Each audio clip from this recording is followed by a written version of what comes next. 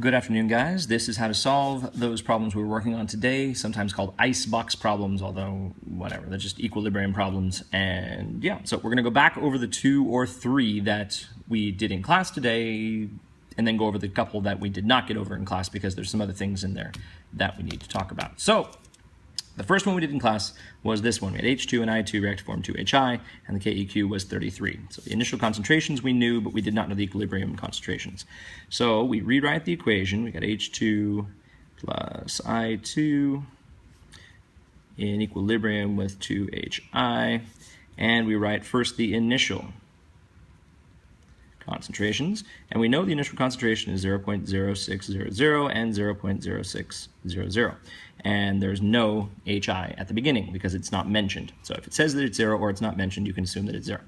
All right, now the change is going to be negative for these because this one is 0. It can't do anything but go up, so it has to be positive for the products, which means it has to be negative for the reactants. Some advanced problems will give you concentrations for all 3, and you kind of have to figure out which way it's going to shift, one way or the other. But in these, it'll be obvious. This cannot do anything but go up, so that's going to have to be positive, so these will be negative. So the change is negative x and negative x here, because they have a 1-to-1 ratio, and here it'll be positive 2x, because it has a 2 right here. So if these go down by x, this has to go up by positive 2x. So that means that our equilibrium concentration is going to be 0.0600 minus x for each of these. That one and for this one, 0.0600 minus x. And for this, it's just those two added together, which is just 2x. Now we create our equilibrium expression, which is KEQ is equal to the products, always the products over reactants. Don't skip this step. Don't try to just put them straight in because you're going to make a mistake here, which most of you will probably do on the test, and then you'll whine at me about how we didn't have enough time to do whatever when it was you that skipped the step and got the problem wrong. So. Okay, so anyway, we write the equilibrium expression, and then we substitute our values into the equilibrium expression. So now we have HI, which is 2x, so KEQ, which up here is equal to 33, HI, which is 2x, and that quantity is squared, and then we have H2 on the bottom, which is 0.0600 minus x, and 0.0600 minus x for I2 on the bottom as well. So now this is just an algebra problem. I would solve this however you want to solve the algebra problem. I wouldn't expand these terms, combine these two, they're squared. You would take the square root of both sides. You would then get all the x terms on one side and all the numeric terms on the other side. And when you solve, you get, in this case, where's my value? X is equal to 0.0445. Now that is not the concentration, right? These are the equilibrium concentrations. X is just related to the concentrations. So 2 times that is our concentration for HI. So 2x is equal to 2 times that. So 2x is equal to 0.08900. Yeah, so that is equal to 0.008900. Well, you don't need that many zeros on there. As long as you keep 3 sig figs, you're fine. Molarity, and that is equal to the concentration of HI. And the other two are 0.0600 minus x, and so that is 0.0600 minus x, and that's concentrations of both H2 and I2, and those are both equal to 0.0155. So that's equal to the concentration of H2 and also the concentration of I2. So both of those are the same, and they're both equal to this concentration. So there are the answers we would want. All right, each of those is equal to that one, and this one's equal to that one. Okay, that is the first one that we did in class. And the second one that we did in class was this one, right? That was kind of the second one. It's pretty similar, but slightly different. So again, if we start with 4 molar HF, what will the equilibrium concentrations for each of those be? So we again rewrite at HF in equilibrium with H2 plus F2, and we know the KEQ for that. So we start with 4.00 and 0 and 0. What will the equilibrium concentration? So there's the initial, and we want the change. So if we define the change, depending on how we define the change, if we define the change as the change in concentration of HF, then that would be minus x. If we define it as the change in concentration of H2, then that would be plus x right over here, then that would be minus 2x. It's easier if you pick one of the ones that has a stoichiometric coefficient of 1 to be x, because then everything else can be a multiple of that one. So if the change in H2 is x, we'll make that negative x, and positive x, because they have to go up, then this one, because this is 2 in front of it, this will be minus 2x, right? Because for every one of these that is produced, 2 of those are consumed, which means our equilibrium concentration is going to be 4.00 minus 2x, and this will just be plus x and plus x.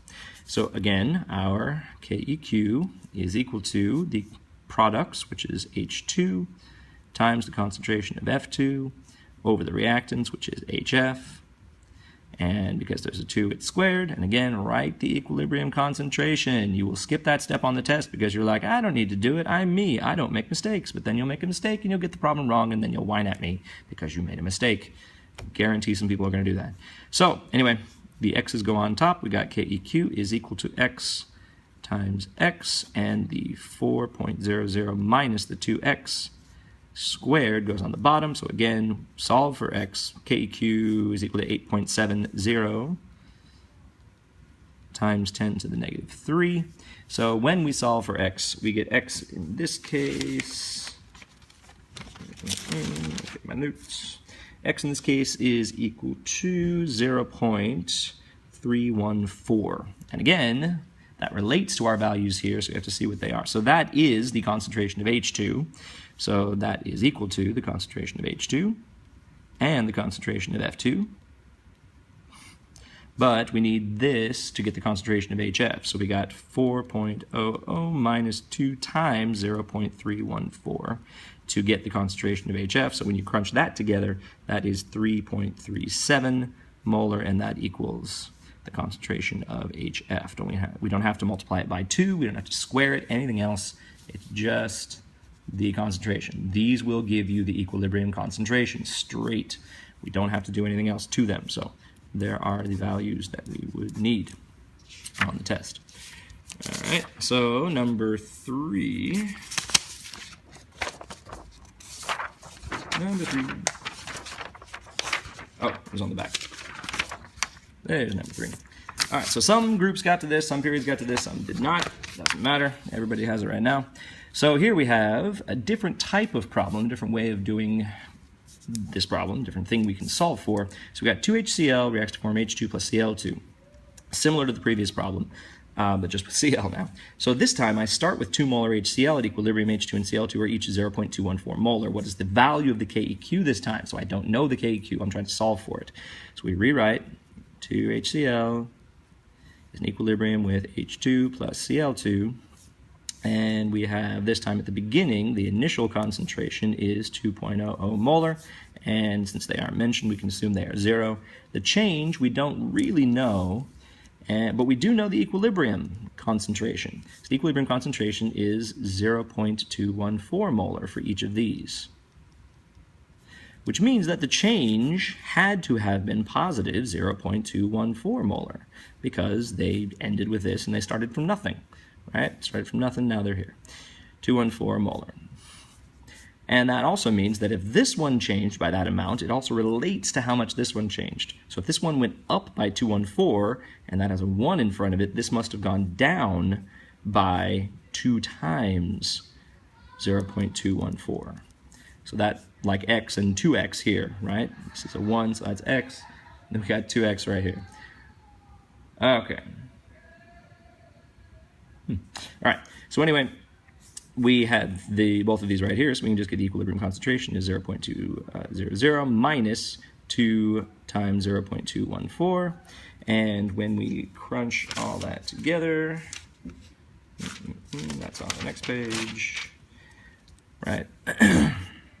Crunch all this together, I forget what we get, but when we form the equilibrium expression, KEQ is equal to, this time, the products, which is H2 times Cl2 over the reactants, which is HCl, and because there's a 2 in front of it, it is squared. So we put all 3 of the values into this equation, we get KEQ is equal to 0.214 times 0.214, because those are each the values for H2 and Cl2. On the bottom, we got 2.00 minus 2 times 0.214. And that whole thing is squared. And when we crunch all that together, we get the KEQ equal to 1.85 times 10 to the negative 2. So there is our answer for number 3. Now, if we look at a similar problem to that one, a similar problem to that one. So for this reaction, this one has slightly different stoichiometric coefficients, so it's going to be a little bit harder to do. So for this reaction, N2 plus 3H2 reacts is in equilibrium with 2NH3. The initial concentrations, hey, there's the bell, must be 3 o'clock. The initial concentrations of N2 and H2 are these, and at equilibrium, H2 is this. What is the value of KEQ? So let's rewrite. We got N2 plus 3H2 is in equilibrium with 2NH3. We don't know the KEQ, but we do know initially the concentration for N2 was 0.32, and for H2 it was 0.66. And since it doesn't mention NH3, we can assume this is a 0. At equilibrium, H2 was 0.30. It doesn't tell us anything else, but we can figure out everything else. These are going to have to have gone down as it went down right here, right? So how much did this go down? This went down by 0.36. 0.36. That relates to this first one, right? This one's also going to go down by a certain amount. Now, the 3 and the 1 here, that means that this one went down by 3 times the amount that this one did. So in essence, this one was minus 3x, and this one would just be minus x because of the 3 in front and the 1 in front of there. So this, if 3x is equal to 0.36, then x is just equal to 0.12, because this should have gone down 3 times the amount this went down. And if this is x and this is 3x, this should be positive 2x because there's a 2 in front of there. So that means that this one should have gone up by 0.24, because if x is 0.12, then 2x is 0.24 and 3x is 0.36.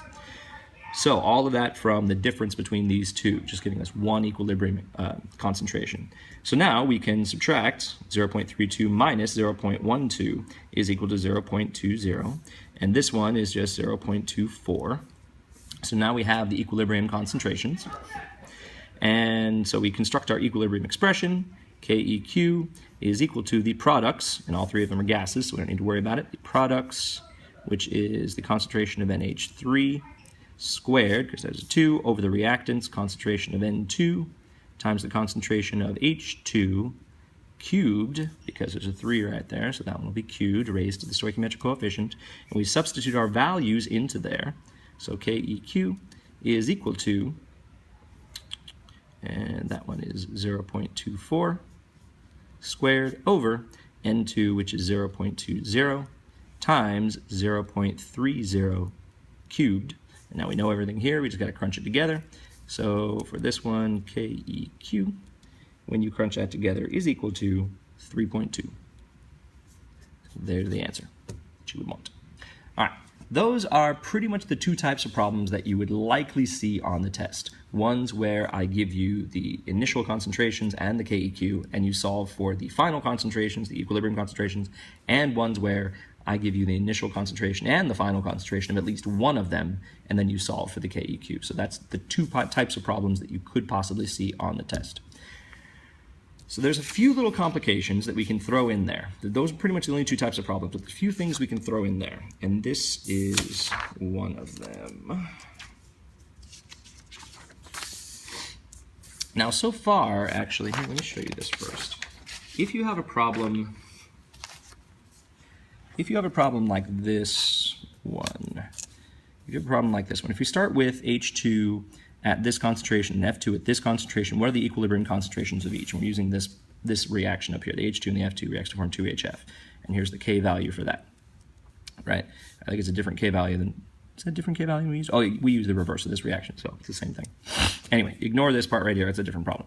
So when you put this into your, like we do the icebox, we do it the same way, right? That's 1 and 2, and we minus x, and we got that for the equilibrium values. It's the same exact thing. And then when we put it into our equation, right here, it doesn't solve easily. So we got the 2x, and we got these, and these are not the same, so they can't be squared, which means you can't take the square root, which means that you have to expand the polynomial, and then you have to subtract to get the polynomial over here, and you have a, b, and c, and then you use the quadratic formula, and then you have 2 roots on here, and then you actually I discarded the wrong root, so one of the roots is going to be, you have to discard one of the roots because, right, this value, the 2.14, we have 1.00 minus 2.14, we cannot have that, would be less than 0, so this is the only root that you would use, and so that will give you 3 positive values for that. So sometimes we get these things where we cannot, right, we have to actually expand and then do the quadratic and whatnot. And we'll do that a few times in AP, but we're not going to be doing it now, right? Right now, no, we're not going to do this. So to prevent ourselves from doing that in problems like this one, we have acetic acid, which is hydrogen acetate, is in equilibrium with the hydrogen ion and the acetate ion. This is an acid. It dissociates and the hydrogen ion breaks off when it gets into solution. Part of what we're going to talk about next unit is what an acid is and the difference between a strong acid and a weak acid. This is a weak acid because it only partially dissociates, only some of the hydrogens break off, right, because it's very low KEQ value, so this is mostly reactants favored, not very much of this occurs. So anyway, it doesn't matter. So this is kind of similar to what you would see next unit in stuff on next unit, but yeah, this is just another application of equilibrium. So we, again, what if the initial concentration of HCH3COO is 0.200 molar, what is the equilibrium concentration of H+? So we have the same, we'll rewrite the reaction, HCH3COO is in equilibrium with H+, and all 3 of these are aqueous, so we don't need to worry about it.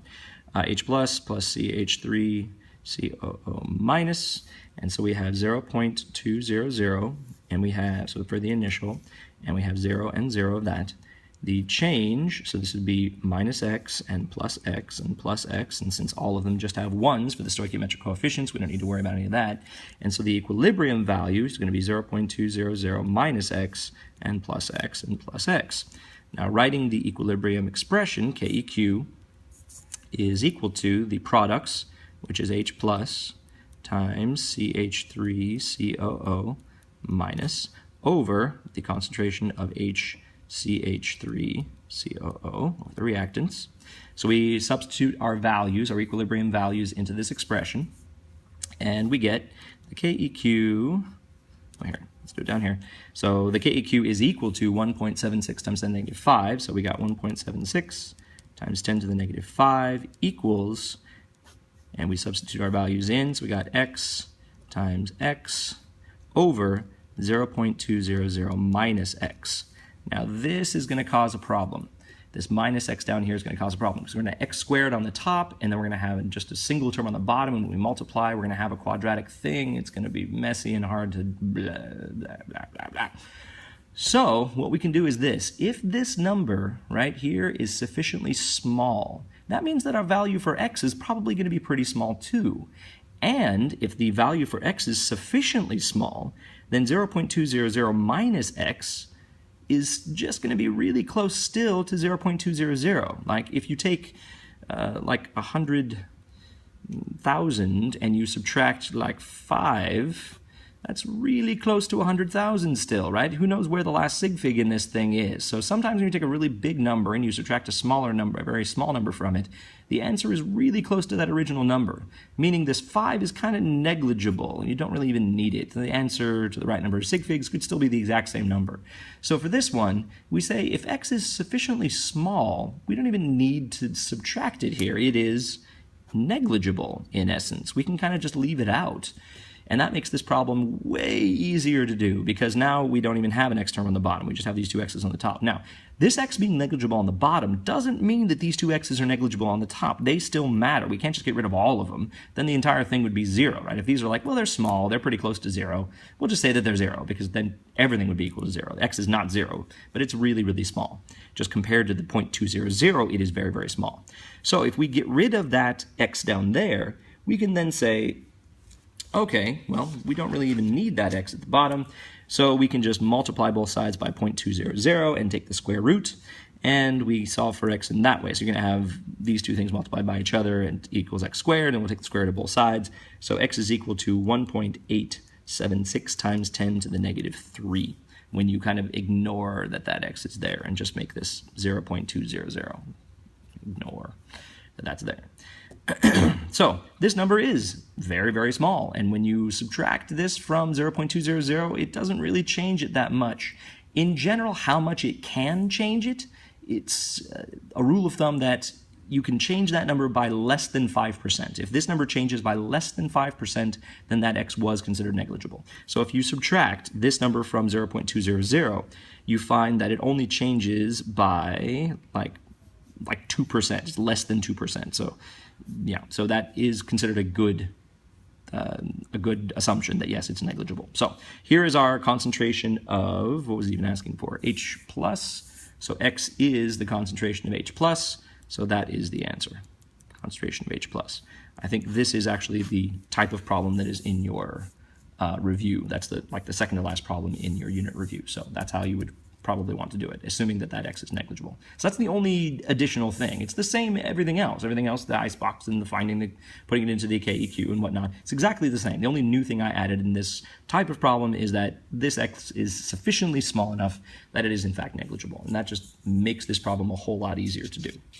All right, the last type of problem that we can do in equilibrium is this one. It's called a KSP problem, or a solubility problem, and we'll see why in just a second. So what is the concentration of Br minus in a solution with solid PbBr2 if the KEQ for PbBr2 solid reacting to form Pb2 plus aqueous plus 2Br minus aqueous is 6.6 times 10 to the negative 6? Ooh, evil. Anyway, so here's the reaction, right? Here's the reaction right here, and I'm actually just going to write it underneath the reaction to save space and time. I can save both space and time at the same time if I just add the tesseract or some kind of... Anyway, so now it doesn't give us an initial concentration for PBr solid, and that doesn't matter because it's a solid. It doesn't go into our equilibrium expression anyway, so it doesn't really matter what the initial concentration for that is. It could be anything, but it is a solid, so it doesn't matter. And the initial concentrations of these are 0. And then our change... right? This is going to be minus x, and this will be plus x, and because it's a 2, plus 2x. Now the equilibrium value for that, this will still be just some kind of thing minus x, but because it's a solid, it doesn't go into our equilibrium expression anyway, so it doesn't matter. And this is plus x, and this is plus 2x. So when we make this equal to our KEQ value, the KEQ, the equation is going to be the products, which are Pb 2 plus and Br minus, and that's squared because of the 2 in front, over 1, because this does not go. The reactants would go into the equilibrium expression, but because they're a solid, they do not go in there. So we don't even need this bottom part. So the KEQ is really just equal to Pb2 plus times Br minus squared. And we have both of those right here, and we have the KEQ. So we put 6.6 times 10 to the negative 6 is equal to x, because that's the Pb2 plus, times 2x, because that's the Br minus, and it is squared. So we have everything we need here. We can just solve for x. So when we crunch this together, this is x, and this becomes 2x squared, which is 4x squared. So when you combine the two terms, this is 4x cubed. So when we solve for x, we get 0.0118. Now, the question asked for the concentration of Br minus. This is not the concentration of Br minus. This is the concentration of Br minus. So if 2x is the concentration of Br minus, as we had right here, this would be 2 times that. So 2 times 0.0118, or just 0.0236 molar. This KEQ is given a different name sometimes because it's a solubility problem. It's how much is dissolving, how much of this stuff dissolves in water. So sometimes this KEQ, because it's a solubility problem, is called a KSP. But we'll talk about that as much later. The SP stands for solubility product. Solubility product is because they're both multiplied together and there's nothing on the bottom. It's just two things multiplied together, the solubility product. The other problem that we just did, this one, Sometimes this KEQ is given a special name as well. This is called the Ka. And so the Ka is because this is an acid. We'll talk about why it's an acid, what makes it an acid, and why it's special, and blah, blah, blah, blah, blah, later on. So that is the set of problems that I wanted to do in class but did not have time. So only took 25 minutes. We should have gone that fast.